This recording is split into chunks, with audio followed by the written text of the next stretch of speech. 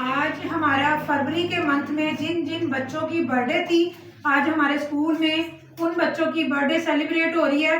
जिन बच्चों की बर्थडे थी उसमें साकिब है, मोहम्मद अली है और मुनीबा है, मुदस्सिर है और हसनैन है। इनकी बर्थडे है आज।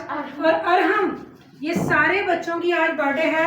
और सबसे बड़ी खुशी की बात है कि इन बच्चों की टीचर की भी बर्थडे है आज। तो चलते हैं केक काटने की तरफ। ये सारा कुछ बच्चों के पेरेंट्स के लिए है ताकि वो देखें और खुश हों, और हम सबको दुआएं दें कि हमारी खुशी होती है कि बच्चों की बर्थडे हम स्कूल में मनाएं और सारे ही बच्चे खुश हों जिनके घरों में नहीं मनाई जाती, और उनकी जगह भी हम स्कूल में मना लेते हैं ताकि सब बच्चों की खुशी को सेलिब्रेट कर सकें।